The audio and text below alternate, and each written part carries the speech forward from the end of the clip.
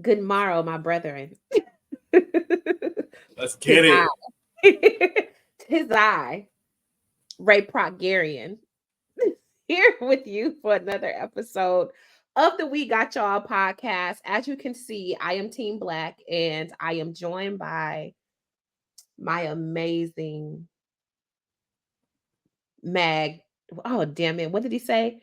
Uh, I mag- looked this up too.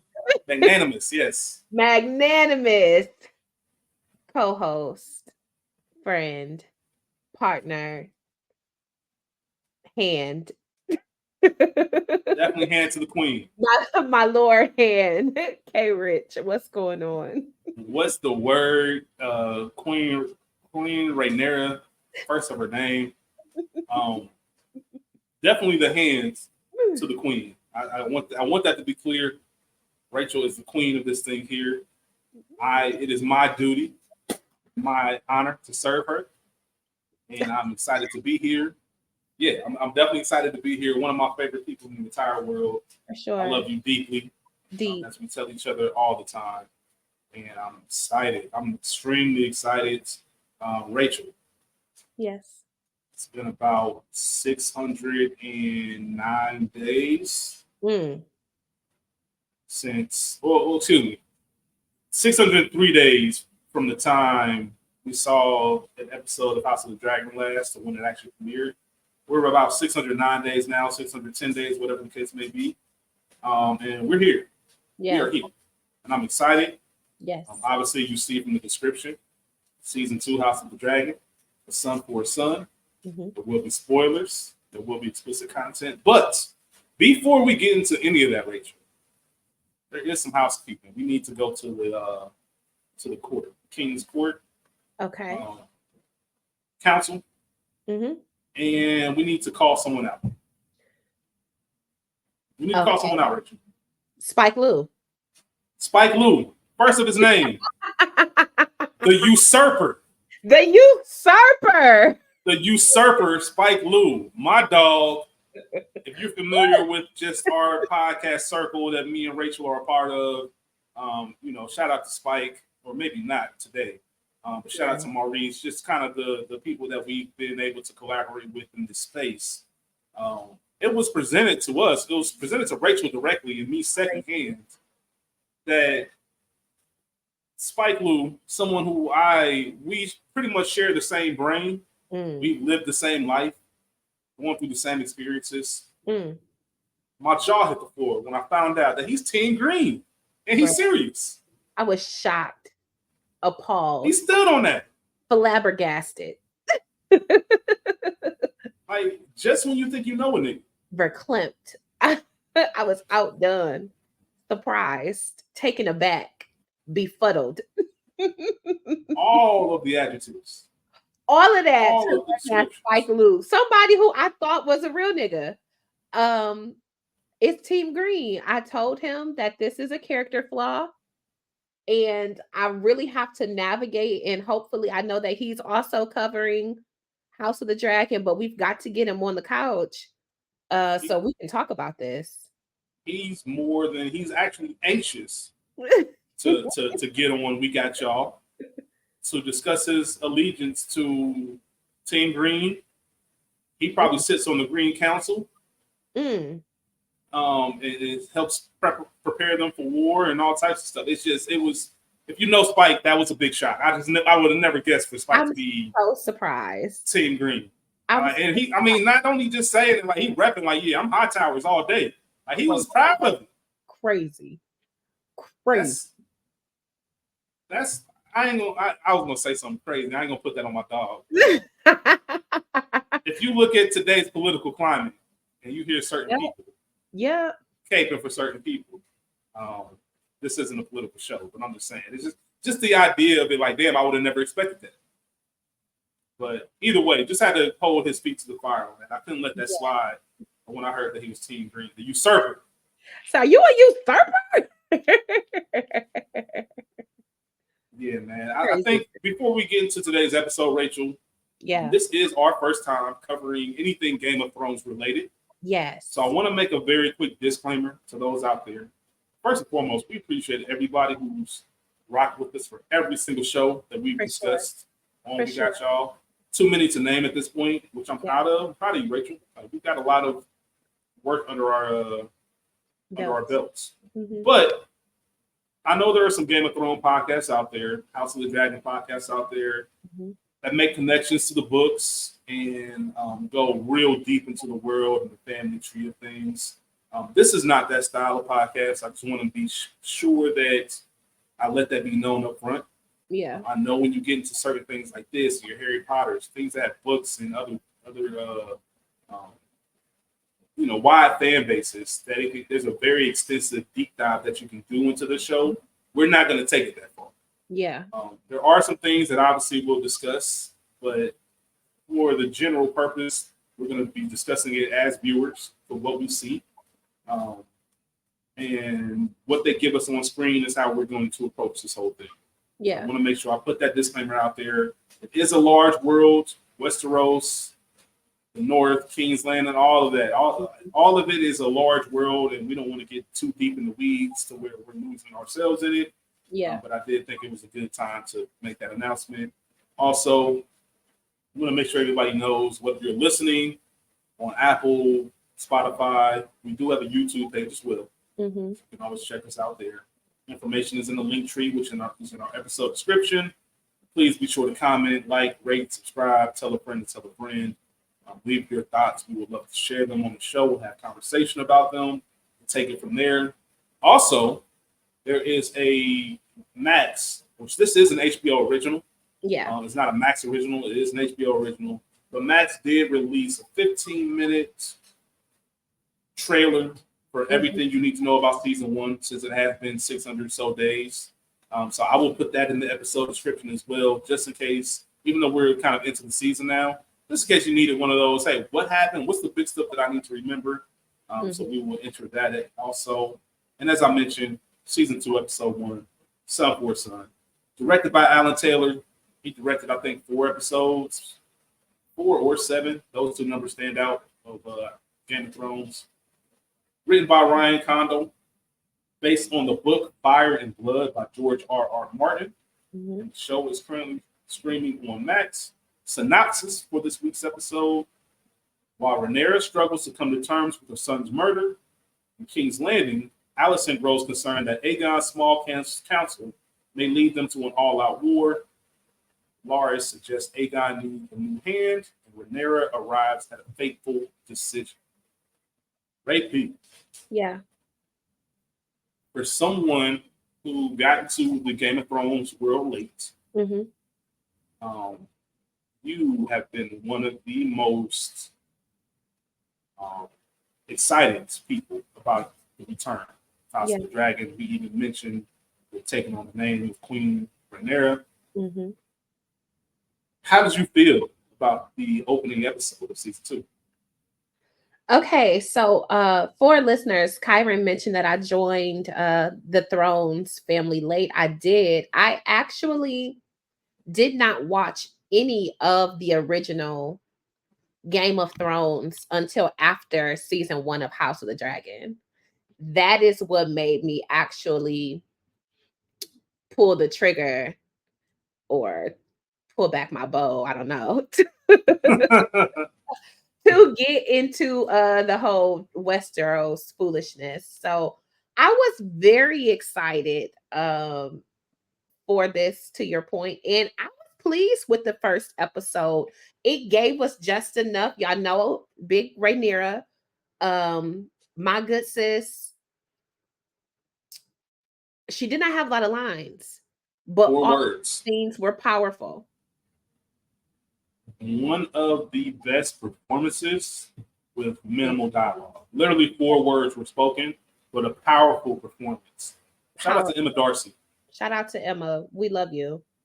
I was pleased. I could not stay off the bird. I tried to do a little live tweeting, but the excitement was just too much.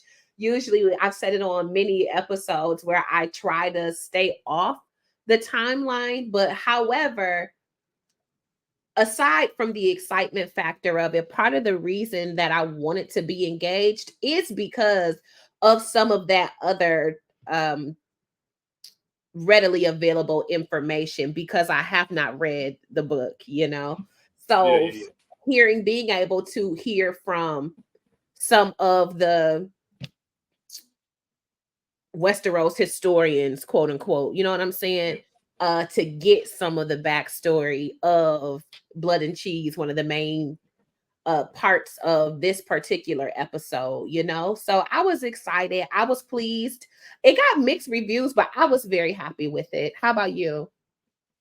Same. Very happy with it. I think the mixed reviews came from people wanting more because it had been so long. But I expected it to be like this. It was a Yeah. setup episode, one of the better Mhm. setup episodes you can find on television. We ended season 1 with a bang. Yeah. We had Luke Mm. killed by his cousin, his Yeah. dragon Vagar, in the air. A mistake, but not a lot of remorse from Amon or Amon when it comes to it. Such a nigga. Amon. Yeah, Amon. Right. Listen, this is going to be obviously one of the cool things that I think is going to take place during these next 10 weeks is Rachel and myself, you can't tell, we are Black. So to dive in this world and kind of give a Black / nigga perspective Yeah. into the events that happen, I think it's going to be pretty exciting. The Amon, excuse me. Yeah, not really remorseful, obviously for his own reasons, but we ended the season with those type of big events. So I expected us to kind of see the aftermath of it. We didn't know what was going to come of things. So I appreciate the slow build, but I really think season 2 is going to be one for the books. For sure. I think it's going to be a phenomenal season. I can't wait. And we can go ahead and dive right into the episode. Yeah, let's get I'm not sure if you want to start in a specific place. It almost, you can do this scene by scene. We can do it character by character. If we just talk about I won't say, if we just talk about the opening, I will say it is exciting to see it start. For sure. Where do you want to start this? We can start there. I was thinking about that, like, maybe because of the nature of the show, a scene by scene take may be better than just our normal, but I don't know. I feel like our normal discussion is what makes me watch our good. I don't know. Hey, let's do it our way. But I do think just because anytime you start a season, the opening scene usually sets the tone for things. For sure. And I guess more important than anything else, it just let us know that the Civil War has started. The first blood has been shed. Remember, we as viewers know what happened in the sky when Rhaenyra sent her sons to, I forget where they were going, to deliver these messages to kind of get her, get everyone on board. Like, are you riding with the queen? Like, they are trying to usurp. Exactly. I'm the rightful heir to the throne. Yeah. They're trying to take that over. I need people. I need my backup. I need y'all to be on my side when we wreck shop. And we knew as viewers what happened in the sky. Nobody else knew. Like, nobody knew. And we see Cregan Stark get the letter from the Raven. Yeah. And he's breaking the news to his brother that, hey, your brother's been killed. Crazy. Which is an awful way to find something like that out. I do like the history of the Night's Watch. Yeah. Which we found out about. Obviously, that was a big thing in the original Game of Thrones series. But just how it was looked at, not as a duty, but an honor. It's an honor. 1 out of every 10 men are selected to go. And we see Jace. We see Jace there trying to get the Starks, get the North. Hey, we need some troops. We need people to help us as we try to get our throne back. Yeah. And Cregan tells him, I got 2,000 graybeards, older men. Old people. Yeah, pretty much. Like, that's all I got. We have a bigger responsibility here in the North at the Wall than what the rest of you have. Yeah. This ain't King's Landing. This ain't none of that. Like, we really have responsibility. Like, the dragons, when they came here, they didn't even go. Ago, they stopped. They wouldn't even cross over. Yeah. We're fighting off death. And Mm-hmm. obviously, we know about winter and what Mm-hmm. that brings. But just even in this time, which is generations before we meet um, Daenerys and everyone else Yeah, in the original show, we know that it's a we know that the wall is nothing to be played with, for and they're setting sure. up that tone very good. For sure. No, I'll say it is interesting to your point. We know that House of the Dragon predates Game of Thrones. This is a prequel. Mm-hmm. So to know that at one point it was an honor to have to go work the wall versus essentially it being somewhere where you're cast to, you know what I'm saying? So Yeah, that was very interesting and just kind of uh an example of what time does to things and places, even in our world today. Like this is not at all the same. But like you used to have to sit in the back of the bus as black people, and now niggas gravitate to the back of the bus. yeah, Very yeah. interesting. We did all of that to sit in the front. Now look at us.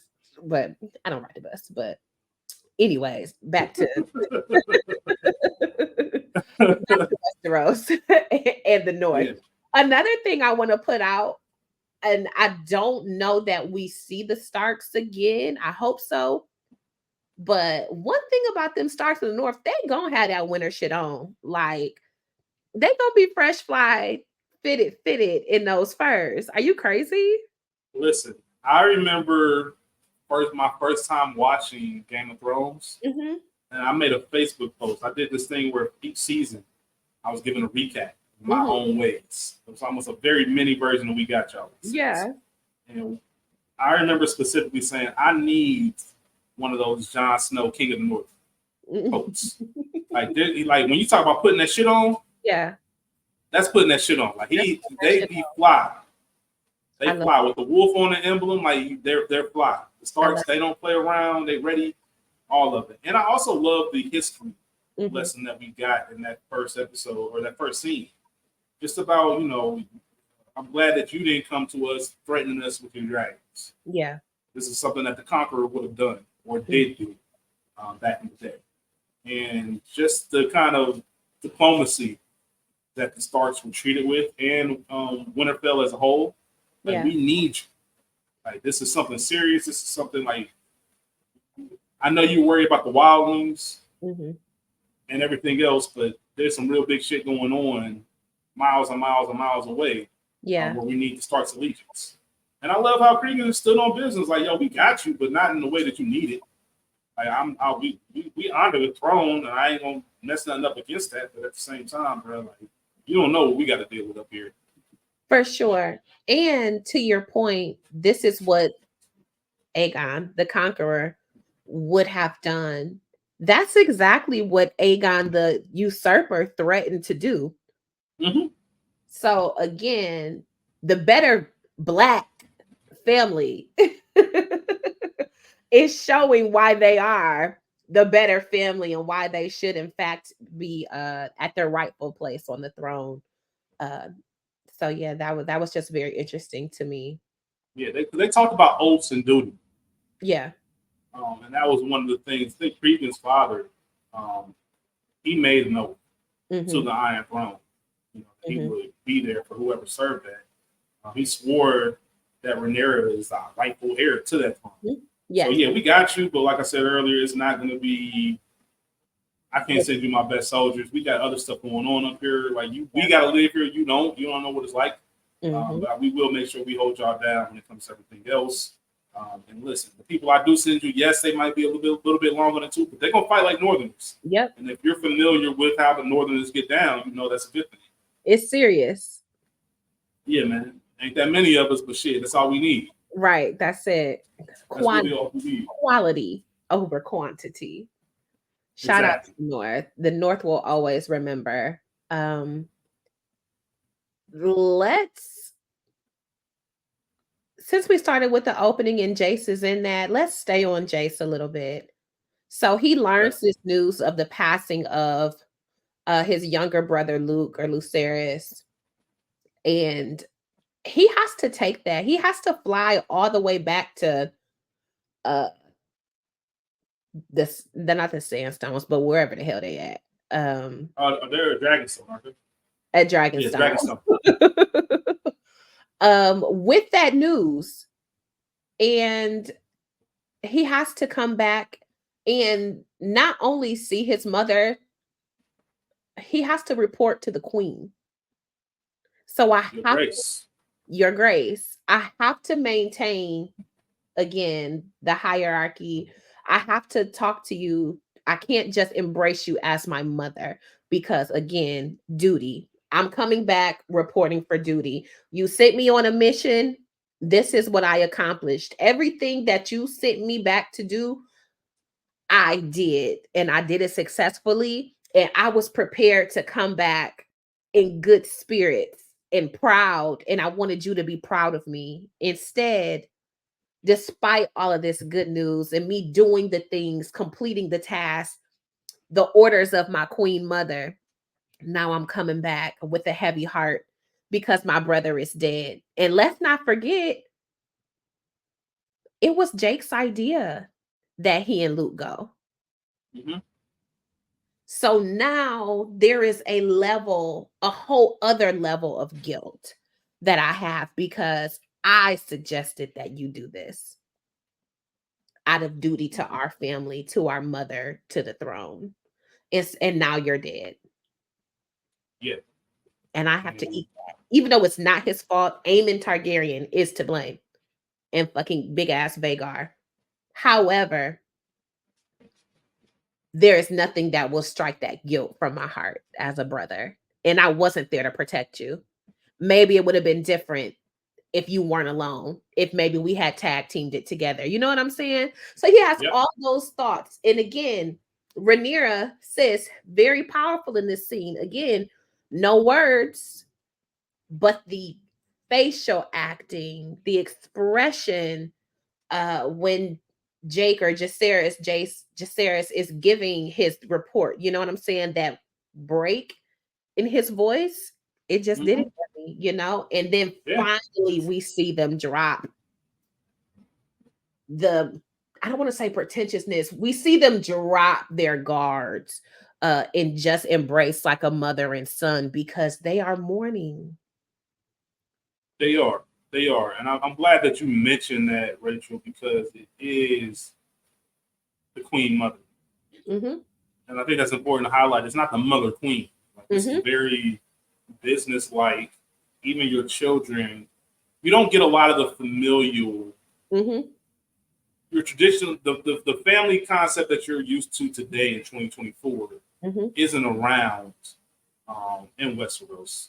Yes, Yeah. we are family. Even, I mean, I guess the Aemond and Jace and all of them, that's not a good example because cousins be fighting people. Yeah. But For sure. just the way that you go about business and your feelings and your emotions.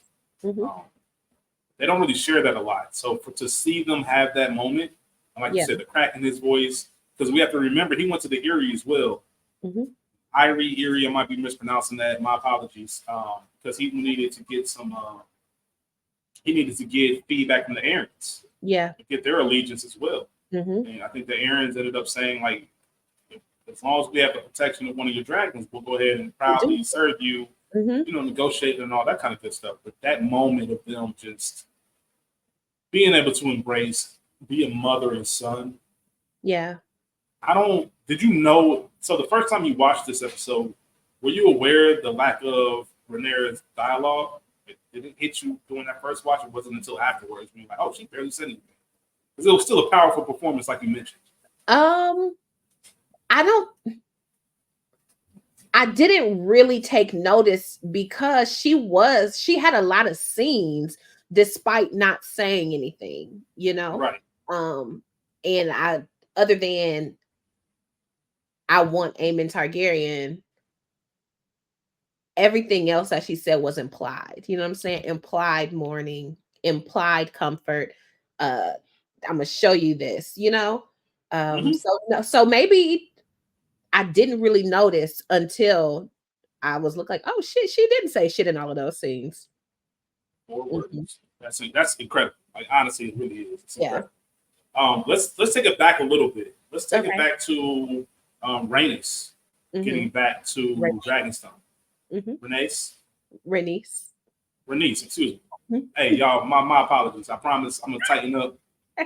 It's a lot. There are a lot of names and a lot of families. Rhaenys Targaryen. I promise y'all, I'm a fan. I'll tighten up on my name. Auntie. Because yeah, man. Daemon's first cousin. Yeah. And that's exactly what she meets with when she gets back to Dragonstone. And I love, she's obviously gotten back. What's her dragon's name? Is how do you pronounce it? Meleys. Mm-hmm. This is one of my favorite scenes of the episode because it gives you that motherly insight. Mm-hmm. Daemon is about the shits. I heard what's going on, and we about to ride. Period. We ride at dawn. Yeah. I don't give a fuck about one of y'all. Like you're going in. I'm coming out. Yeah. I'm grabbing you and saying, "Hold up, I need you and your dragon. Mm-hmm. I'm getting my dragon, and we busting some heads. Not on our watch. This ain't about to happen." And I love I don't want to say the calmness, but the moment of presence for Rhaenys to just kind of be like, "Hey, like, do you know what your niece, wife, queen is going through right now?" Queen. Like, you know what I'm saying? Do you know that's great? The bloodlines in this world. Do you even know what it's like to get news like that? And that plays such a big part of this episode where I found out that my son was killed by a raven as well. Yeah. And there's just a certain amount of peace that you can't have until you really confirm if that's true. And that's where, they say, Rhaenyra's absent because she's looking for that proof. Yeah. She's trying to go out and see. And while Daemon has a good point, we take Caraxes and Meleys, we can probably get Vhagar out of here. Yeah. We can get Aemon up out of here. And really just even the score. And whatever they want to do after that, we can do it. But Rhaenyra told her, like, listen, this ain't the time for that. Rhaenys. This ain't the time for that. Rhaenys. What did I say? I'm sorry. Rhaenyra. Yeah, Rhaenys too. This ain't the time for that. She needs to find physical confirmation that her son is actually gone. Yeah. And once that takes place, we need to wait orders from our queen to see what we need to do next. And it's just I love the contrast. We know Daemon from season 1. He's with the shits. Daemon is about that action, boss. We know that, and we know that Daemon is the second born son, very much like Aemon, and who Aemon wants to be like. So let me not say very much like Aemon, but Rhaenys told us so much in the first season and in their opening. She don't give a fuck about what Daemon be talking about. First off, Rhaenys was supposed to be the queen her damn self. So start there before the throne was given to Viserys, her cousin, because again, patriarchy. Number 2, Rhaenys been out patrolling for 100 miles of open water and land, looking for threats of danger. Hell, maybe even looking for Luke's damn body. She does not have time to go back out here. She's tired. Meleys is tired. Enough is enough. And Daemon doesn't get it. And so to your point, again, this is an elder stateswoman. I think that Rhaenyra is so much like Rhaenys, and Rhaenys likes that because Rhaenyra is calm. She is thoughtful. Yes, she's going to get her get back. However, she's very cerebral, much like Rhaenys, So, I like that. And she said, you know what? I would listen to you if you were the king. Nigga, I don't have to listen to you, Daemon. I was just do. And I'm older than you. Would that you were the king? I love that line because that's her way. Because she didn't even break stride. There's nothing. She carried a certain way. Like I'm not borrowing you. I'm not paying you no mind. Like I get you upset. And we didn't talk about this, and it's important to bring up. Daemon blames Rhaenys. Yes. For a lot of this. Yes. I had you when Aegon II at his coronation. Yeah. Had you killed all the Greens that you could have, you were in the position to do so. maybe my daughter's still alive, Luke is still alive. Mm-hmm. Everyone's still like intact, and who knows? Rhaenyra's probably sitting on the Iron Throne as we speak. We're not in Dragonstone. Yeah. Maybe we convert Dragonstone to where people hold court and have their, everything going on. But it's just Daemon does have that blame, and there's something to be said about we're on the same team, but all the shit your fault. Yeah, I ain't gonna forget that it's your fault. Family or not, alliances or not, and Rhaenyra saying she don't care about none of that. She ain't going. How do you feel about that though? Because part of me sees it both ways, because you absolutely were well within your right. They locked you up in that castle. You could have that shit. However, I do agree, this ain't my war to start. It ain't your war to start. As I said at the beginning, once we get that letter at King's Landing from the Raven, that's the start of the Civil War. Yeah. Luke's death is the start of the Civil War. That's when everybody's finding out that, oh shit, this shit ain't, it's up.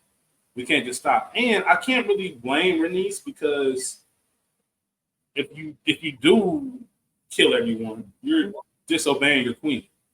Exactly. Rhaenyra was the one that said, chill. That part. We don't even need this on our plate. So I don't, and it makes sense, because Daemon isn't the type that respects the hierarchy or respects chain of command. Not at all. Not at all. He's going to do what he wants to do, because he knows it's like, who going to beat? I can fight. Who's going to beat me up? Who's going to stop me? No, none of y'all, right? I bet. So that's the way he looks at things, versus like, there's a more diplomatic approach to take. Yeah. So, I could have taken my shot, but if I did, I'd be you. That part. And if we have a bunch of people, it either has meaning or no meaning. To quote the Sopranos, this either has meaning or no meaning.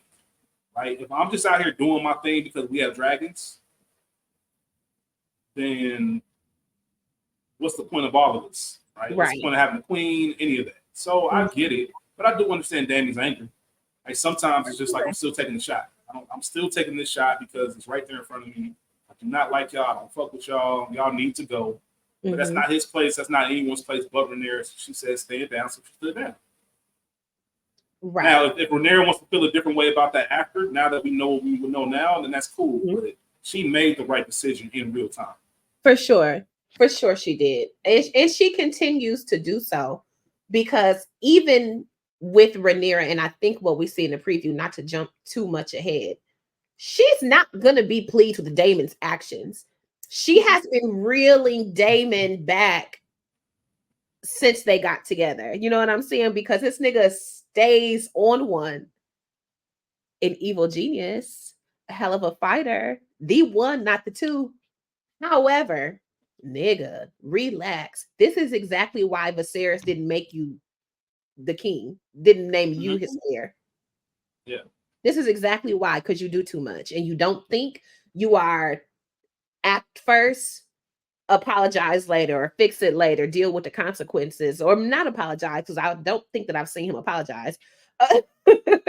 For what? He don't believe he's wrong. He doesn't believe he's wrong. Exactly. What am I apologizing for? I'm anxious to see what happens, but I appreciated that Rhaenys wasn't fucking with it, and she gave him her ass to kiss. Like, nigga, you ain't the king. I don't have to listen to you, but I understand your plight, and I do understand wanting revenge. Like, don't think that Rhaenys ain't and Lord Corlys ain't want to be Rhaenyra in his ass. When Laenor died, quote unquote, So it's very interesting. I'm excited. I want to see more of their dynamic, because also, again, they're first cousins. So Rhaenys and Daemon? Yes. Yeah, absolutely. They're first cousins. I grew up on your head because, again, I was supposed to be the queen. I, like Rhaenyra, was pretty much there. Daemon, you low-key a little nigga. Exactly. I don't care. I respect your sword. I respect your, your rep that you've made for yourself throughout the years. But nigga, I got a rep too. That part. I'm nice with it too, and you a little nigga. My dragon bigger than yours. Yeah. I got the big dog. This my family I shit. never imagined the day where we'd have to come to a head, but if that's how you want to carry it, we can do that. Because I'm not. And I, to what you said, Rachel, like she gave him her whole ass kiss. She treats them. Everybody knows, like the cousin, you go away or whatever. Now your cousin a little grown now, maybe 16, 17. Like I remember when you was in your pamper shit. Right. Like, stop talking to me. Like I don't care what you done out here. You're still little cousins. Yeah. And I still have a rep to myself. It'd be different if I was just like a nobody. But I've always had a name. Once again, Rachel, I should have been the queen. Yes. You would not even be. I'm not a rando out here just talking shit. Like, neither one of us, and I love the fact that she realizes that neither one of us have any say in anything. Yep. So what are we really talking about? Regardless of what we say, if Rhaenyra ain't calling it, she ain't calling that shot, then it's all a moot point. Exactly. It's all a moot point. That is definitely the one. Daemon, we not to make comparisons to the original series, but I think Daemon is that Jaime type of character in a sense. Maybe that's not even because Jaime wasn't that gung ho. He was doing whatever Cersei wanted him to do. Yeah. I'm trying to think of who he really would have been. Maybe a comparison will come to my mind. But just thirsty for. I don't even know if he's thirsty for power. He's just thirsty to do things his way. Yeah. I don't want to wait on anybody to tell me. When I see a move needs to be done, let's make that move. Yeah. To quote Paid in Full, what's the point of having soldiers if you want to use them? For sure. You know what I mean? Daemon's a soldier. Yes. Even though I can't lead. Get shit done. Y'all see how I did that. You don't think you got next, right? No, he can. That's what I'm saying. He can lead. Oh, okay. That's why I say he can lead. Yeah. But he's also likes the action. When you lead, you rarely in the mix. In the mix, yeah. Damn, I want the smoke. Like I want all of it, nigga. Like we going. Matter of fact, no heads open with my sword. Cuz turn around. We going right back out there. Like there's some smoke in the city that we need to go ahead and get going. Like and here's what I love about Daemon. It's not let's send a message. Like no, the biggest dragon that the realm's ever known. Yeah. Vhagar. We get both of ours attack. We get him and we get Nathan. Yeah. Like that's what we're doing right now. Like we ain't planning it. I've already planned it. Trust me. Just come with me. And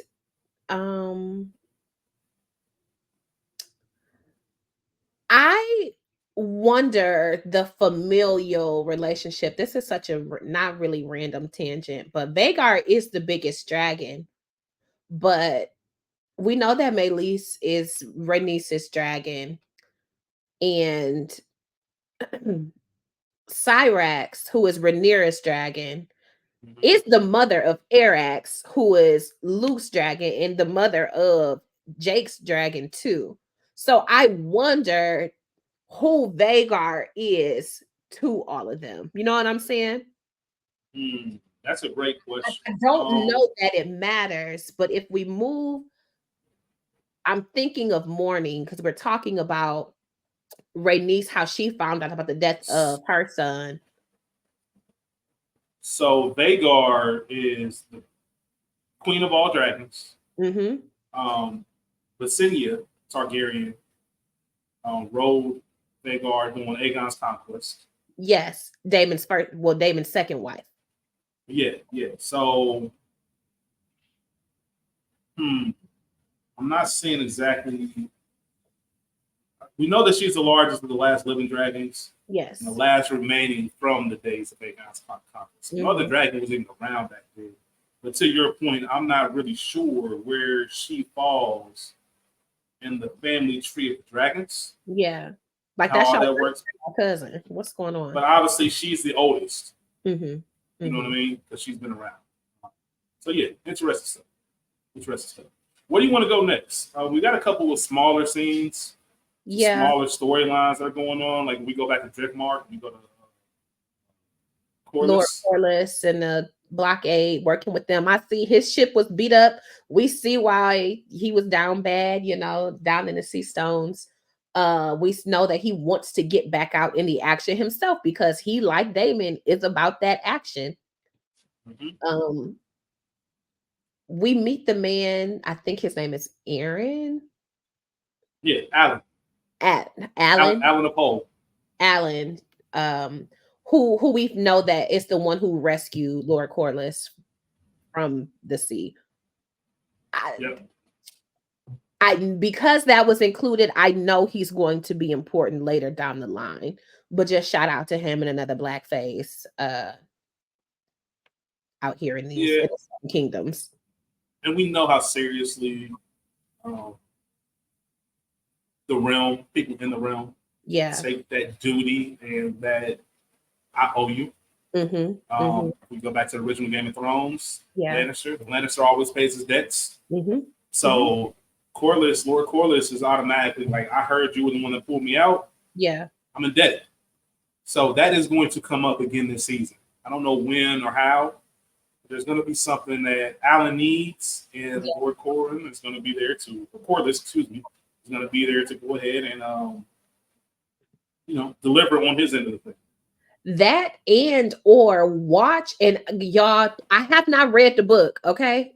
So just take my random thought. Y'all can't respond and be like, Rachel, that's absolutely never going to happen, but nice try.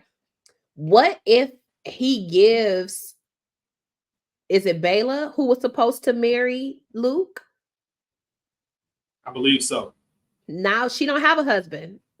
So now I know that you're capable. I know that you're a swordsman, and while you may not be, I don't want to say noble, but you may not be of noble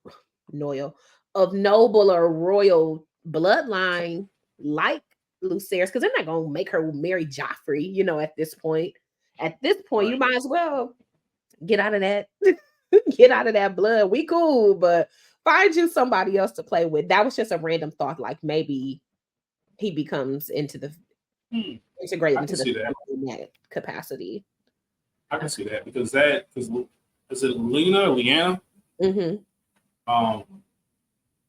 That's the one. That's the daughter. That's who died. It's the one daughter who died, right? The baby. Daemon? The baby is who died, but the other daughter. Okay. Died. Yeah. But no, remember she had the dragon.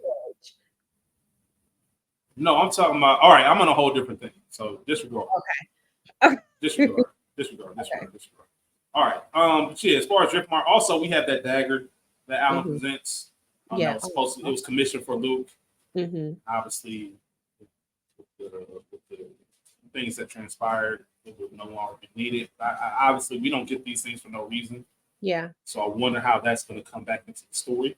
Maybe Luke's revenge or whatever the case may be. I think it will be used, but you can see the sadness on Lord Corlys' face. Yeah. He looks at it and just like, damn, I don't even need this. Once again, just a reminder that everybody is grieving in their own time, in their own way. Like, this wasn't supposed to happen. Like, this is a major event in the realm.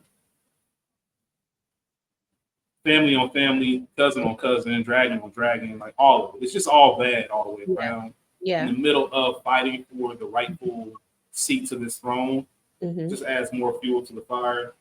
And it's just one thing to keep an eye on throughout the season. Yeah. This dagger that was commissioned for Luke. I want to say something to your point, family on family, the black twin. When Daemon presses him later on in the episode, he says, we swore to protect the entire family. What are we supposed to do when the family is fighting each other? That was a great point. Yeah. That was a great point because we know how serious these oaths are taken, as we mentioned. We started the episode with talking about oaths and honor when we were at Winterfell. So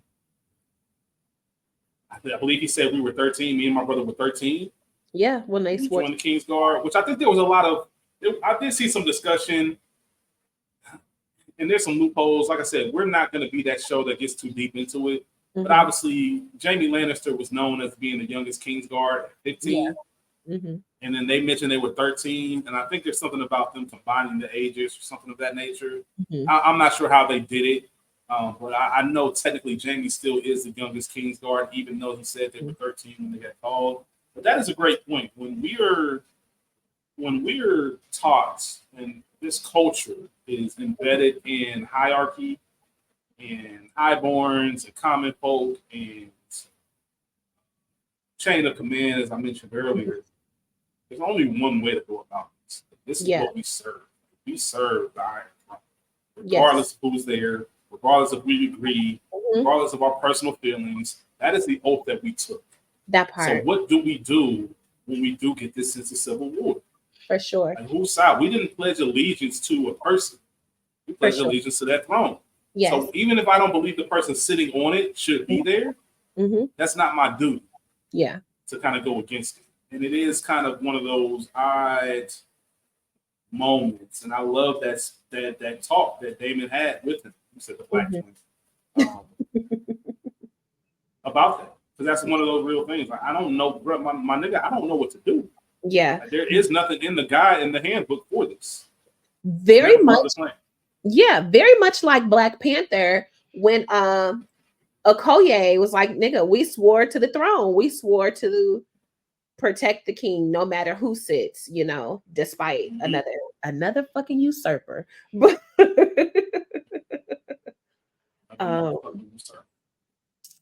do you want to go to Aegon bringing Jaehaerys into the King's Council? Yeah, let's talk about King's Council and let's talk about the petitions. Okay. Kind of all at once. Okay. We'll start with King's Council, where if you think you've seen this before, they'll see someone by the name of Joffrey Baratheon, childish person who's in charge of everyone in the realm, who is the king. The Green Council, as their meeting. And they are Spike Lee. What the fuck?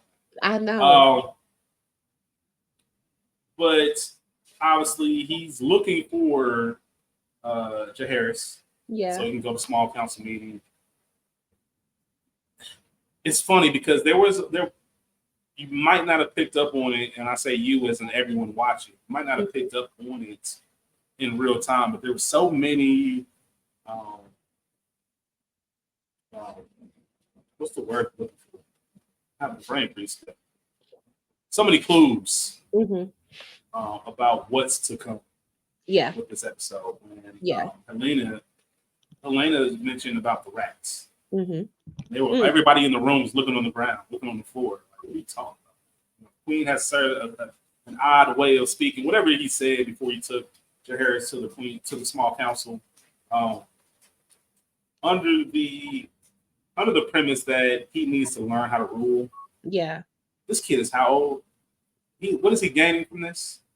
I do believe in being around certain things. I do believe there is something to be gained from being in the presence. We talk about athletes, and we talk about kids of athletes. Yeah. Let's say Patrick Mahomes, for example, his dad played in the Major League Baseball. There is something to be said about him at a young age being around professionals, being around a clubhouse, just seeing what that's like. So when you are of that age, it's not unfamiliar to you. You kind of know how to handle yourself. But there is also something to be said about this is wartime. Yeah. And we really got some shit to talk about.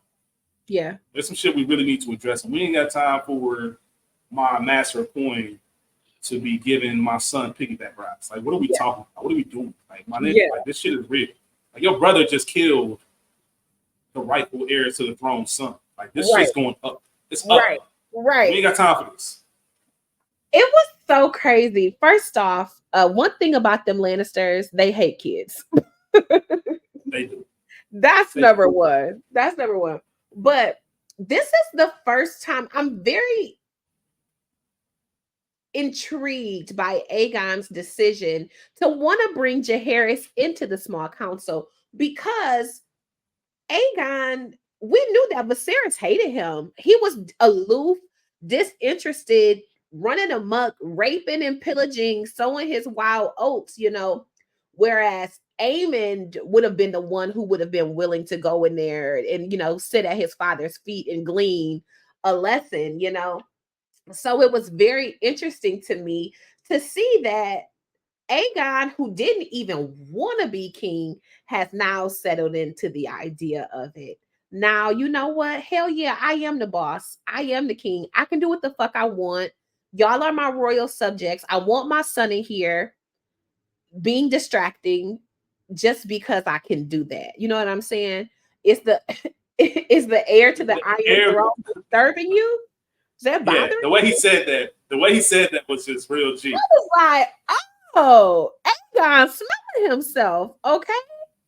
Yeah. I don't fuck with none of them greens. However, it's very interesting to see the shift in dynamic and demeanor of Aegon. You know what I'm saying? And we saw it when he took the throne and he raised his sword, the conqueror's sword. But now seeing him in action, however much time has passed, and now you're running the meetings, it's like, oh shit, I really am the king. Yeah, there's definitely something that happened that made him want to be a likable king. Yeah. He wanted to be someone, obviously, he wants to do it his own way, but he also wants the people to like him. We'll talk about that a little bit more once we get to the petitions. But yeah, he's holding court, but even when you're watching the scene, it doesn't look real. Like, when you look at the demeanors of him and Aemon,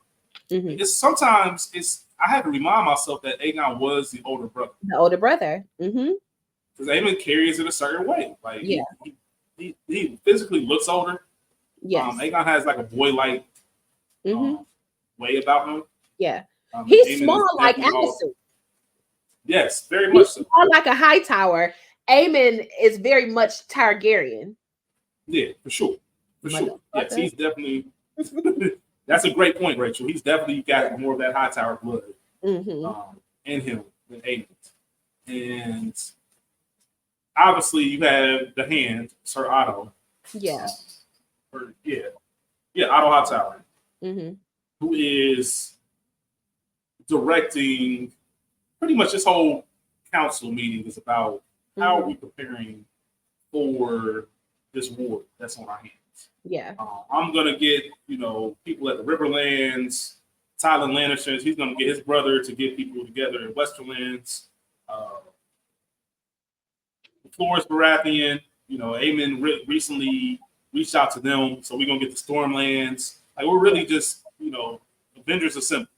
Like, we are getting everybody we need in order to win this war because we know it's coming. And pause. All of these people. If I'm House Baratheon, I ain't fucking with them greens because that's where they were, where Aemon and Luke were at House Baratheon. Nigga, I'm not fucking with y'all. I told you don't do that shit here. Nigga, no. Go ahead.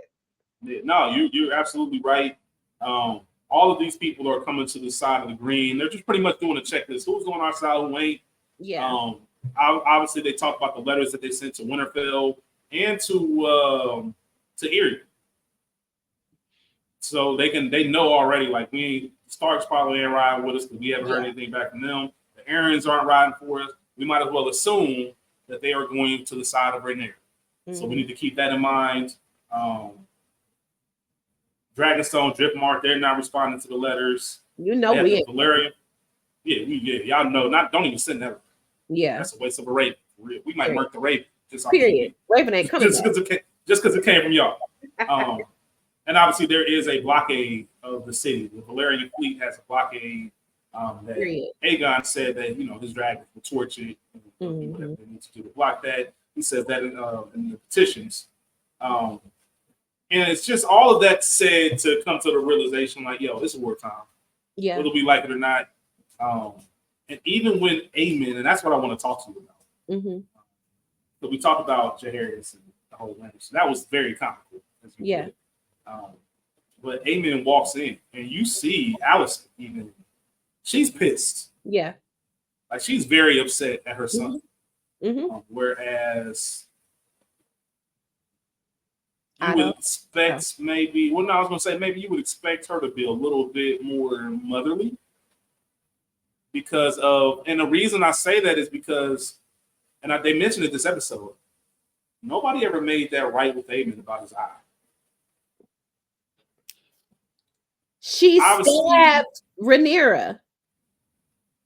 Yeah, you're right. I forgot about that. They left. They left their home where they too were born in King's Landing. They left and went to Driftmark. What I've been banished essentially from my home for the last 10 years. What more do you want to happen? I don't see and talk to my father like that. The only one of his children that he actually likes. I lost my relationship with my father. You mad about this? Motherfucker, you started it. Amen. You started every time. Yeah. What do you want me to do? You still crying about this? You're still the best fighter after Daemon. You still survived. crying about this eye. You still crying about this eye. It's crazy, Rachel. Yes, nigga, I am still crying about this eye. Hey, I'll make you wear another patch, okay? Motherfucking Patch Adams over here. They ain't have shades back then, did they? They had playing with me, amen. You walking around here being fucking fake Daemon 2.0 with a tantrum. It ain't stopped you from getting no pussy or bussy. Oh. No, I don't. I'm not going. I'm not fucking going. I'm not. If you Allison, you mean like you're not going for Amens and his shit? None of it. But here's the thing. Here's the thing. He don't need you to go for it because I got my brother, the king. He right. The king invited me. Yeah. I'm the finest sword on y'all side. Yeah. I'm the big gun. I'm the swinging dick. Like y'all need me. Yeah. Yeah. Like, and that's what it is. So I'm gonna show up to any meeting that I want to, as long as the king invites me. Because if I leave, look at everybody else that I got to work this shit out with. I need. I don't care how upset you are. Yeah, we can have beef, and that's the beauty of it. Everybody has kind of been in a situation where I don't fuck with you, but I need to work with you right now. Yeah. Yeah. In order to get this shit done. And it's even more tricky because this is a mother-son relationship.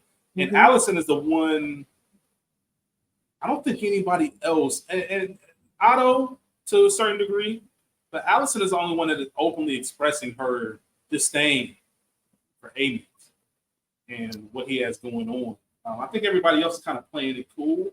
Yeah, you started some shit, my nigga, we gonna ride. It is what it is. The rest of them don't give a fuck because they was planning to usurp the throne at the end of the day, and the plan was to always kill them. Yeah, that's that. The funnier thing to me at that table though was when Allison asked, has Rhaenyra responded? That fool said, "Oh yeah, the apologies for killing your son." What the fuck you want me to say? What are you looking for from this lady? Yeah. Leave me alone. Rachel, I said this all the time. One of my favorite phrases I got from my boy Thomas G. How you think this is gonna turn out? How do you think this is gonna go? No, for real. Did we get a response? What do you mean? Like, what were you expecting? If we did get a response, what did you think was gonna say? What did you think was gonna come of that? Are you crazy? Like, stop it. Like, stop it. Maybe you should leave. Yeah, I don't fuck with Allison. Fuck her. We didn't talk about Allison getting knocked down by Kristen Cole. Fuck her answer, Kristen Cole. Fuck both. With everybody's been. I just want to highlight because we've all been here. We've all had this can't happen again. 16 hours later, it's happening again. For sure. Not even 24. Like, yeah, we just can't. Okay, that's the last time. This the last time I bet. Right. Yeah. I'm fucking you after this meeting. Period. Yeah, that's what it comes down to. You need to tell yourself that to sleep. That's cool. But yeah, I'm definitely busting you down. Here's the crazy part, though. Motherfucking Sir Christian Cole and Allison Hightower talked all of that shit. Christian didn't want to be Rhaenyra's slide. He wanted to be a man of valor. He tried to get this rich bitch to go be poor with him. Giving up everything. That's crazy. That's crazy. To go follow him. Rhaenyra, you mad? You was mad because I fucked the nigga. You know I fucked this nigga. And now here you go. Fucking behind me. Are you crazy? You talked all of this shit, this moral high ground and valor and this, that, and the third, and yet you in here getting your boots knocked too. Cause the body needs what the body needs. Why you was fucking my daddy, bitch, best friend? I fucking hate Allison with a passion. With a passion. Crystal was under that dress. Hey, Crystal was under that dress getting it in. I feel it. Eating that funky ass medieval pussy. Ugh. We ain't gonna see Allison in another 6 episodes. We gonna go back to the council real quick because there's a couple other things that I just want to highlight. We talked about Aemon coming in. Obviously, he's the one that kind of points out that if they are going to come at us, it's going to be through the Riverlands. Yeah, we need Harrenhal. We need to add them to the stable. If Lord Tully in the Riverlands, I think Grover Tully, is Tully. So many different generations. That's what I'm trying to get these names straight. But if Grover Tully doesn't bend the knee, he isn't on our side, then we can just torch everything they got going on. Dragons take care of them, and then that'll be a clear message that we ain't fucking around. This is not fucking around, and that's how we're gonna carry it. Yeah. And Allison, and I think that idea that Aemon had, we see Allison and Kristen Cole nah, nigga, I need to move. Like we can't do that. Mainly because we can't have the king out here in battle. I talked about it earlier when we discussed Daemon. Like, that's why it will be a very peculiar place for Daemon to sit on the throne, because I'm better served as a soldier. I actually prefer it. I get a rush out of this. I want to be on the dragon, stirring shit up, because I'm not going out crazy. Like, I know how to handle myself out here. This is where I'm most comfortable. I'm not a wait and see nigga. Yeah, I'm the one that wants to bring you the news. I don't want the news to be brought to me. I can tell you what happened because I was there first encounter. I killed this person. I did this. And Aegon ain't built like that. Yeah, you really can't have him exposed. Even though if I'm Allison, I'm evil. Maybe it's not the worst idea to have Aegon out here like that. Maybe something does happen to you. Like whatever. It is what it is. They're gonna. They can't send. I was just gonna say Vhagar has to stay. Like if Vhagar leaves, we're fucked. Like, if they really come and sneak attack us, we're fucked. We don't even have our biggest weapon. Because Otto even told later in the episode, Aemon that you and Vhagar are the singular strongest weapon in the ring. Like, that's what it is. Otto is fully planning to kill Aegon so that Aemon can be king. I'm not surprised by this, but what makes you say it? That is what I got from that whole conversation. Things are moving. Things are going in place that you just can't see yet. What did you think about? Go ahead. You can. What did he say? You have to control your urges or control whatever it is. But it was something like that. Control your urges. We know your brother can't. Yeah, I remember that. Your impulses. He wants to get Aegon out of here. Yeah. That's still Aemon's still his grandson. That's still a Hightower blood. That's real. Did you think anything about? There was a moment when Aegon asked, "Why didn't we just? We could have killed Rhaenyra." And there was a moment, like almost a glance, that was shared between Otto and Allison, because Otto wanted to get Rhaenyra out of it. Yeah. And Allison was like, "Nah." He played it cool on some, doesn't matter. It really doesn't matter what happened or what could have happened. It didn't happen, so here we are today. But there was just a certain moment. I wonder if that's going to come to light. Or if that was just something to remind us of what happened between Allison and Otto, and the secretly wanting to send the assassins to go ahead and get her. Yeah. But that's something to keep an eye on. Let's talk about the end of the council meeting. Okay. Let's talk about Larys Strong. Which, if I've never seen, like I said, not to make direct correlations with the original Game of Thrones, but if I've never seen an OG Littlefinger, then this is it. Like, he moves just like him. He is just, you cannot trust him as far as he can throw him. Mm-hmm. He's already started some shit in season 1, the Yeah. burning of the homes. Mm-hmm. He's also mentioned that he's been interrogating people, having his people interrogate spies. Those who have been interrogating and didn't give answers that were pleasing, they no longer breathe this air. Crazy. But don't worry. Here's the part that you should worry about if you're Allison. Don't worry. I've got people that I put into place. Nah, man. I need to know who these people are. Nah, you trying to take over on your own, and I ain't with it. Somebody who is blackmailing you. Mm-hmm. Why do you think that they could be trusted? Yeah, I replaced the whole castle staff. The people around here, mm-hmm. and later in the episode, we see. Yeah. Maybe those events don't happen if I have somebody that I know I can trust. That I know I can trust, because that shouldn't happen. That should not happen.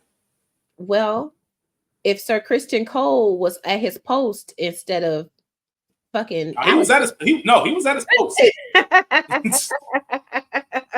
Not the bedpost. If he was at the doors like he should have been, then this does not happen. We don't want to get to this just yet, but you see that Allison, you see, she doesn't trust them either. So when they were there to bathe her, she sent everybody away. Exactly. I don't know. There's too many. The Wire quote when shit got heavy between the Stanfield Barksdale Ward. Stringer Bell said, "There's too many new faces around here." Yeah, like, I don't know who these niggas are, and that's real. To be bathing me? Absolutely not. Am I most vulnerable? There's no reason. I don't want y'all feeding me. I don't want you bathing me. Anything that I'm ingesting or exposed to, right? I can't have it. That nigga Lyris said, "I tried to call on you before the meeting, but your maidservant said you were predisposed." Mm-hmm. Bitch, I don't have to tell you what I'm doing. This is what happens when you give somebody too much power. Lyris has way too much dip on your chip, because first of all, what the fuck is you calling on me for? No, I come to you when I need something. Don't fucking call on me. What's your problem? I ain't gonna hold you, Rachel. Lyris up out of here. I'm getting Lyris up out of here tonight if I'm out. That part. So Kristen Cole, like, handle your business. Get rid of this nigga. Yep. Like, straight up. And I know people like Lyris run the realm in a roundabout way, a la Littlefinger.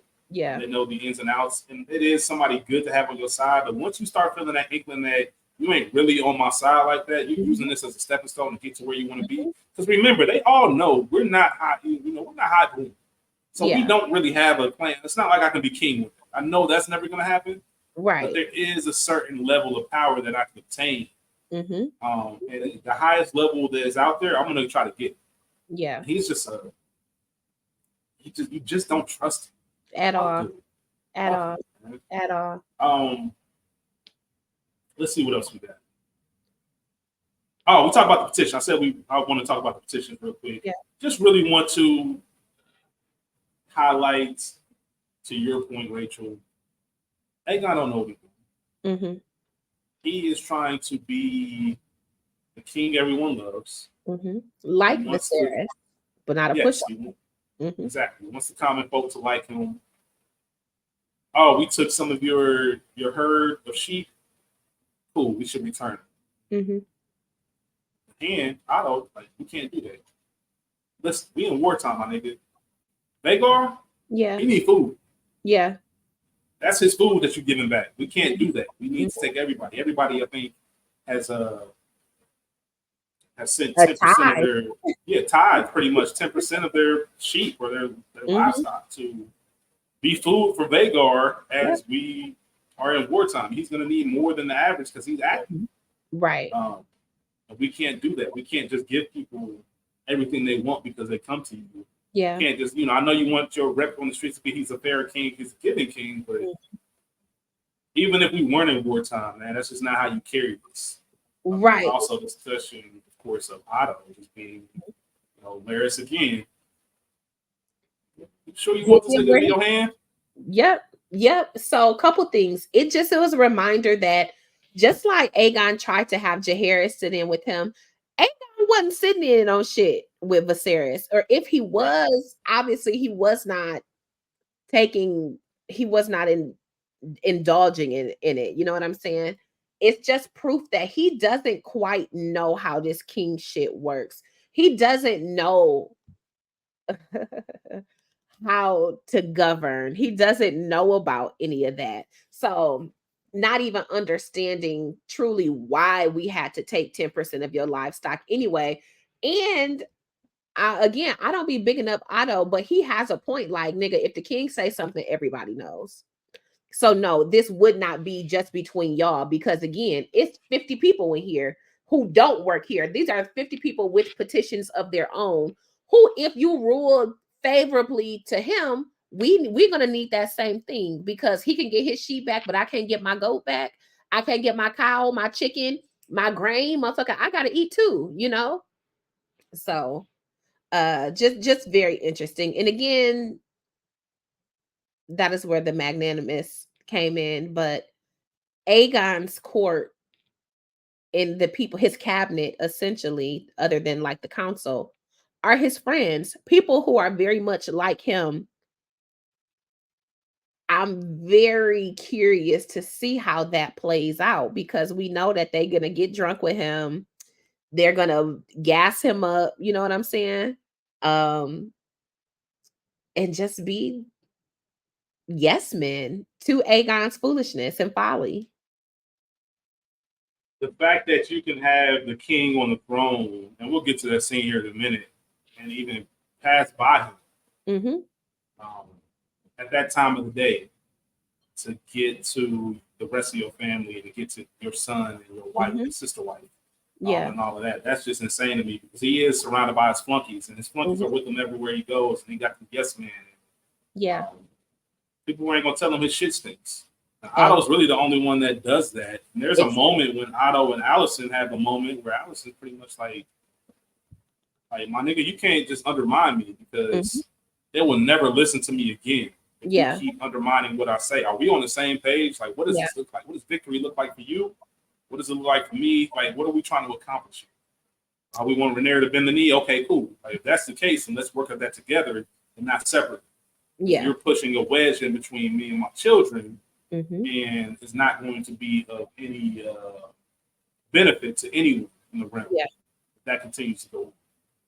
So Otto, as much as I don't like him, and yes, he is using Aegon, in my belief, as like his puppet.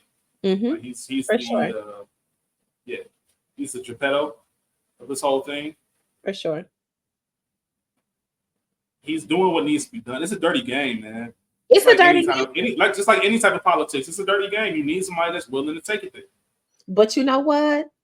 Lord Larys is also doing what he got to do, because it is a dirty game, and he is right to get Otto out of Aemon's ear. You know what I'm saying? Like, the advice is not bad. Yes, he was hand to 3 kings that he tried to puppet. We see how they talk about Viserys, yo daddy. You don't want to be like him. Right. Viserys the cheerful, I think generous, whatever his name was. You don't want that. You see how y'all fucking usurped. This the kind of nigga you want? Grandsire or not, you know? Nah, that's a good point. Couple things as we get through the end of this episode. So we do have to highlight Rhaenyra as shipbreaker. Her finding that evidence. She's riding Cyrax, hears something about dragon, or evidence of the dragon wing. Hears it, comes by. Then the people would say dragon because they see her. Once again, not saying a word, just great emotional expression, acting. Lands Cyrax. She sees the wings. She sees the cloth. That is left behind by Luke, and just that realization, the evidence that she was looking for days. Damn, my son really is going. They really killed my son. It's like, this is it. And the acting of Rhaegar. I mean, in the acting of Cyrax. Acting of Cyrax as well. Cyrax is moaning and groaning too. That's her baby. Absolutely. Absolutely. So that in itself was just a great scene. Very short, but very powerful in itself. And just the landscape. That's one thing I wanted to point out. I know, I forget exactly where they filmed these, But man, it looks so beautiful. Yeah, for sure. I know like the castles and stuff are CGI in the Yeah. distance, but just the land itself and the ocean and water, Mhm. that would be a great place just to kind of escape for a while. Yeah. I just love the aesthetics of it. We talked about the petitions. We have Rhaenyra getting back home to Dragonstone. The infamous "I want Aemon Targaryen" scene. Mhm. Obviously, Daemon is holding court. Yeah. They're pretty much trying to figure out how are we about to get our lick back.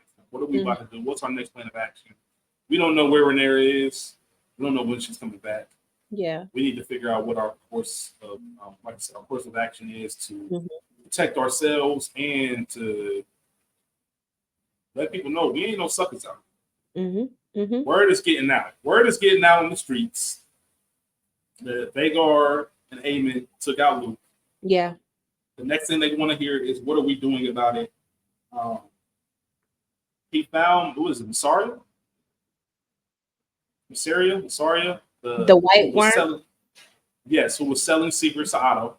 Mm-hmm. As long as he had gold to pay, yeah, I had secrets to tell him. Yeah. And that's just kind of what it is. But it wasn't what Daemon thought. It wasn't like a strict. It was transactional. Yeah. It was a very transactional relationship, as we talk about on the shot. And there's no loyalty. Like, I'm not serving him. Like, this is literally like, you got bread, I got something to. If you don't have any bread, I ain't saying nothing. Daemon tried to bring this woman into the castle at one point as his woman. Mm-hmm. Yeah, definitely did. That's why he put up on her ass like that. Like, bitch, not you. Of all the people, not you. Don't play with my family like that. But she had a bar too. Those who you want to hurt are beyond your reach, something like that. Yeah, that's why you're mad. Like, you ain't mad at me. Yeah, because you're true. You can't touch the niggas that you want to touch. Yeah. You only blame me because your true enemies are out of reach, is what she said, and she's absolutely right. It's the same reason he tried to blow down on Rhaenys, because you can't get to them just yet.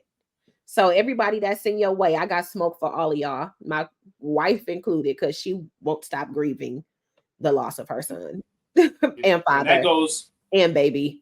Right, and that goes right into what we talked about with Eric, the twin. He Black says, twin. like, yo, the black twin. She telling the truth. Like, I can tell you right now, and then that's when Daemon hit her with the, why didn't you kill Aegon? What are you talking about?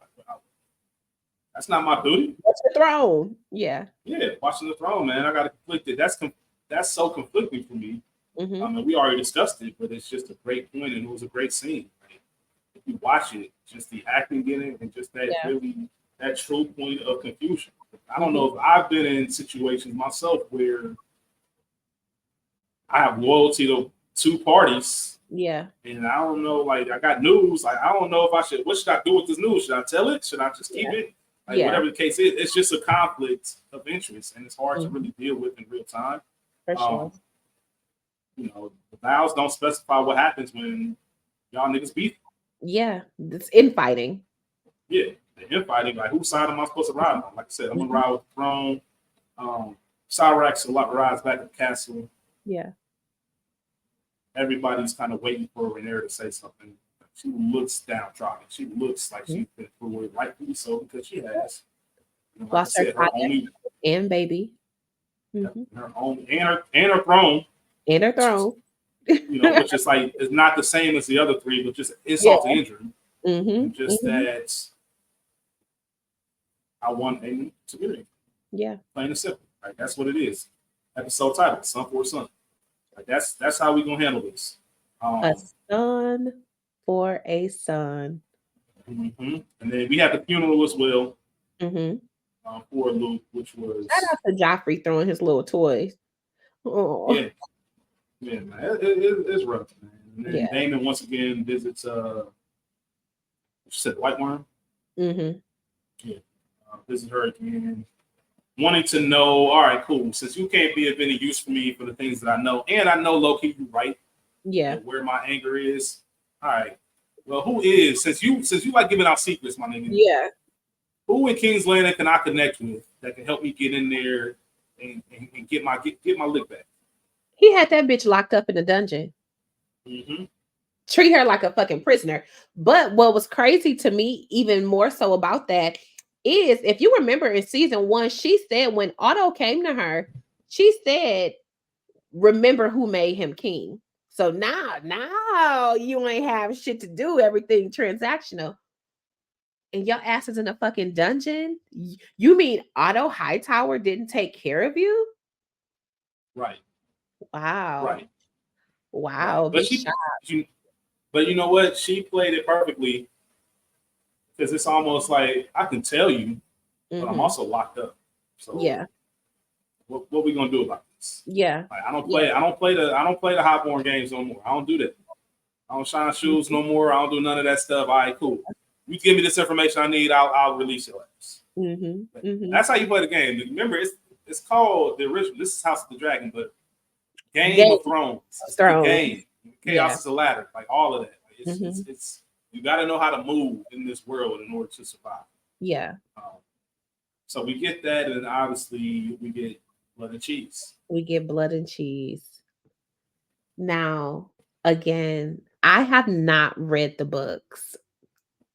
However, on Twitter, I did find an account where this person was like giving the it recorded like an audio version of what happened in the book versus the Okay. movie. So Daemon goes 0 dark 30 on them. You know some shit is about to go down when Daemon puts that hood up. It's about to get dark. So Mm-hmm. he sneaks back into King's Landing and with the tools or with the connects that the White Worm gave him. And so he hires 2 men to go into the castle specifically for Aemon Targaryen, a son for a son. And they asked, "What if he's not there?" And they just get a look. So basically, anybody can fucking get it because Damon, again, plays no games, does not fight fair, is a beacon of war. Mm-hmm. He loves that shit. It makes him feel good. So the 2 hired hitmen sneak their way into the castle pretending to be uh Rat catchers and rat catcher workers. workers. Look, you know what I'm saying? And one of them that was his Yeah. actual job. That is Cheese. how Yeah. he knew how to maneuver the castle, where he knew where everything was.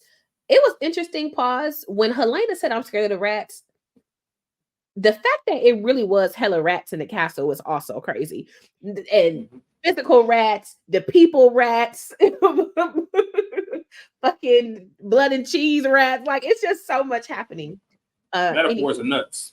crazy. So we get here, they walk past the king, who's in a drunken stupor on the throne with his fucking cronies. They make it all the way to the quarters. And Cheese is like, I got you this far. When Blood is asking him, where do we go? He like, nigga, this was all I had to do. He Yeah. lets you know that that's what you think you had to do, motherfucker. Show me up here. So they Mm-hmm. get upstairs. They cannot find Damon, which I wonder where he went because he was just in his room or whatever room that was talking to his fucking stepdad.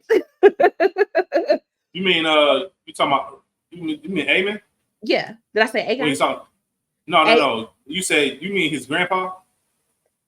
well, What you talking to Otto? he was in there with Otto, but Otto Oh, interrupted before that. Yes. You're right. Okay. You're right. Chris. Oh, My bad. so Stepdad, you crazy. uh let me pause this real quick. Amen and Christian are talking, clearly setting up Amon's belief for plans of what they should be doing. I know that he is the best ward and he knows that. And I don't think that Amon knows that Aegon looks at him as a pawn in the Game of Thrones as well. I think that he is still very much big brother. Even though my brother is an idiot, he's big brother and he's the king. Aegon looks at Aemon as a higher hand. He'll do what the fuck I want. He's my little brother. I'm not mad at him for this war shit, but their perceptions of each other are not the same. They're not aligned. All Christian, that says to me, go ahead. all that says to me is that Aegon don't know who his brother is. He doesn't. You do it, but you don't. You know what your brother can do, but you don't know who your brother is. Correct. This is somebody who y'all used to torment, you and your nephews, okay, as children, because he was the second born son. This is somebody who wants to be fucking Daemon. You have no idea who this madman is, who's been holding a vendetta about this fucking eye being gone for a decade. There's nothing you can do with that man. I thought it was interesting that he and Christian were having this conversation, and we're getting Aemon's thoughts on Alicent, his perspective of who she is. Nigga, you acting like you don't know why she mad at you. Yeah, yeah. So that was an interesting moment because you mad at me for killing Lucerys, but you wanted me to have my big brother usurp the throne. So like, there's some. It is a little.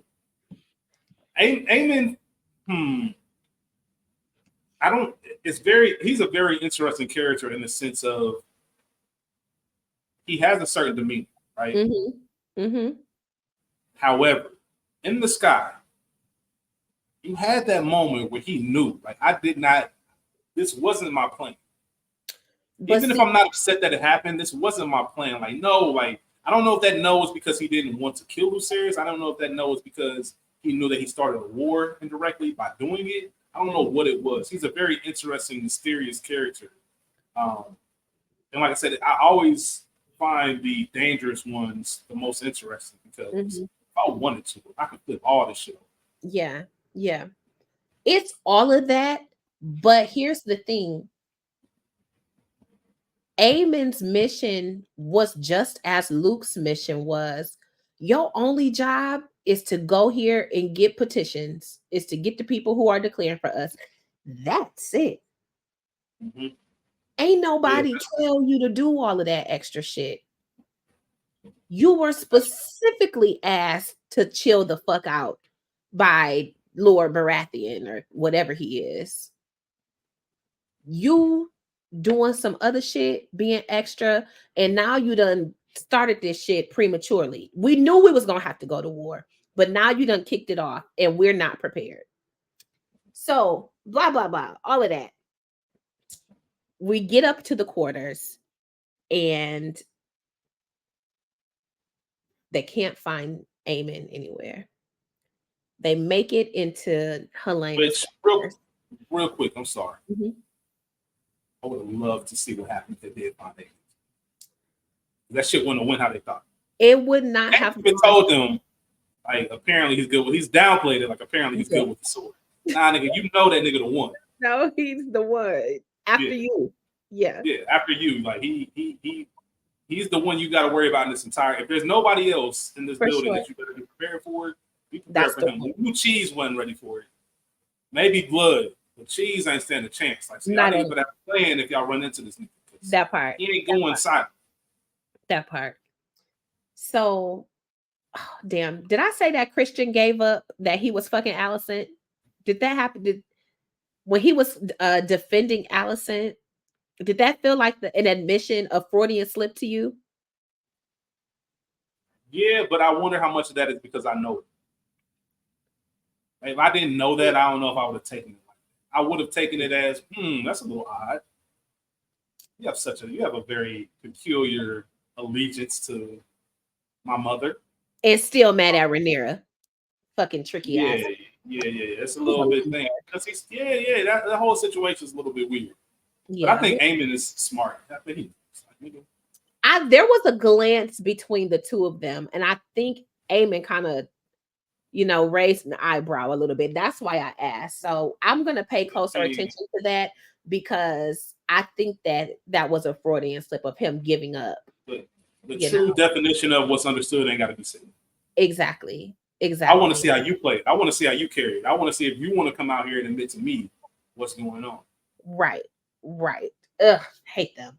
So they get up to the quarters and they find, or Blood finds cheese with a knife to Queen Helena's hand. It's crazy. Helena's so out the damn way. He ain't even know who the hell she was. Like, who the fuck is this? Nigga, this is the queen. Yeah, like, what are you talking about? Who is this? Like, what's it like to be that out the loop? So, a son for a son.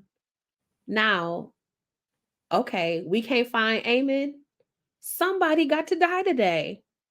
Y'all killed their son? Baby, another one is coming. Who is it? He said a son for a son. Does she look like a fucking son? We got to get somebody. Got to get up out of here. That part. And so he points to the children. So here's the deviation. In the book, Helena already has 3 children and not 2. So there's already 2 boys and then a daughter. And so that's the choice that it would be between Jaehaerys, I can't remember the other son's name, and then obviously the daughter. The other son's name might be Viserys. I don't know. One of them heiresses. Helena, in shock, in trauma, points to young Prince Jaehaerys, and Blood and Cheese, they're going back and forth. She's lying and like, nah, she telling the truth. Because again, to your point at the top, one, Helena ain't want Jaehaerys to be president, to be king any fucking way. There's that. And number 2, so again, in the book, from my understanding, and y'all, please tell me if I'm wrong, if this is the book or if this is Twitter talk, but the other son that existed was alleged to be Aemon's and not Aegon's. Keep that. Yeah, we'll keep that. I don't know how true that is. I don't know how true that is. I'm sorry, I read the name of the third child, and I thought I had it in my notes, but I don't. But either way. Okay. So, blah, blah, blah, blah, blah. That's a side note. Maybe that's true. Maybe that's not true. I would be very curious to know. But she watches as Blood saws the head off of her 2, maybe 3-year-old son. Helena escapes and goes to where is the safest place for you in this castle guarded by hundreds of sworded men, but to the bosom of your mother, only to find your trashy hypocrite ass mama riding Sir Christian Cole, who was supposed to be protecting y'all, for dear life.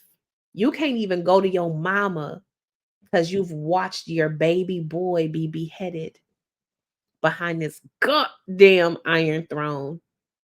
How traumatizing for little Helena. Helena been trying to tell y'all niggas. She told Aemon he would have to lose an eye for that dragon.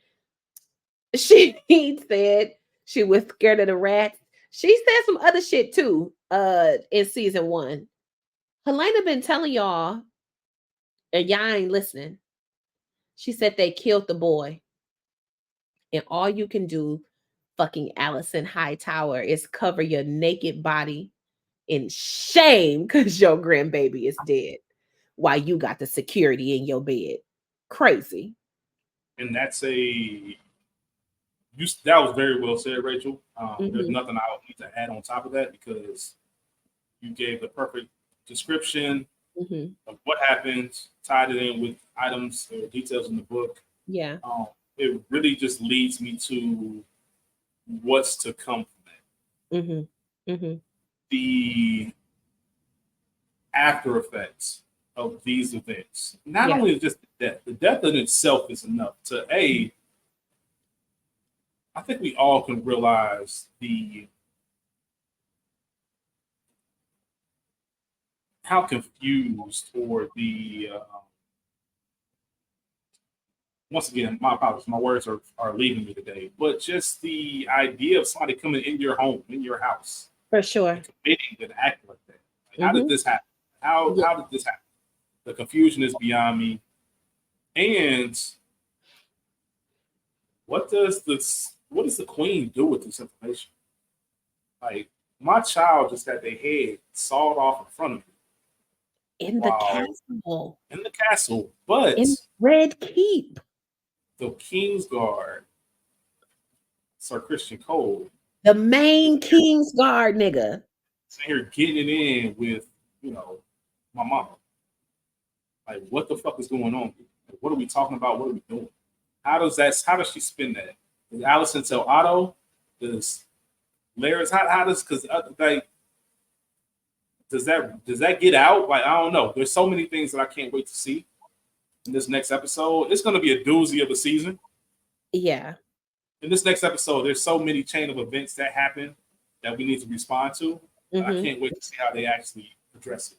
Yeah, I don't know. I think it doesn't get out immediately. I don't know what lie they tell, how they spin it, but I'm very curious like you. I'm excited for episode 2.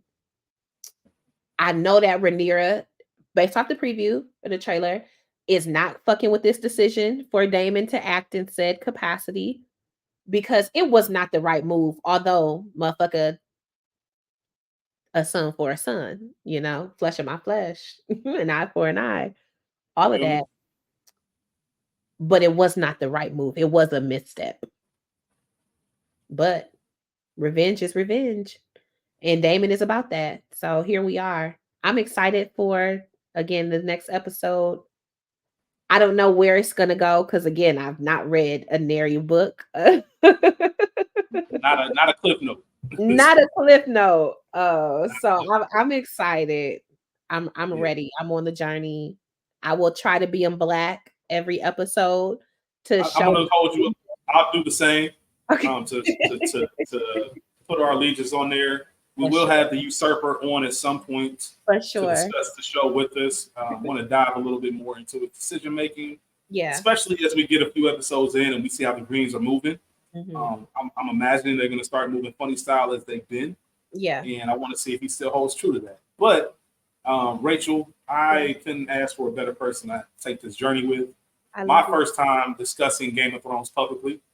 So to be able to do it with you brings so much joy to my heart. This was such a great first episode. First episodes in worlds like this are like a little bit of the most difficult because there's so much like that we have to remember from season 1, so much that goes on behind the scenes in the book, so many names and family trees and guidelines. So I know, personally, I will make sure that I'm on top of the pronunciations and all of that. Make myself my own little family tree diagram.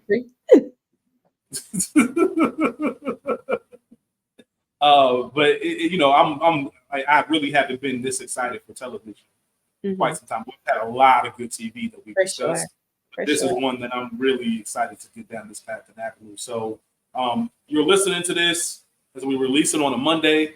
We should be back Wednesday, Thursday at the latest, I say, with season or episode 2. Yeah. For those that follow me, guys, I had a crazy travel week. We planned to get this one out earlier, but we didn't. Here we are.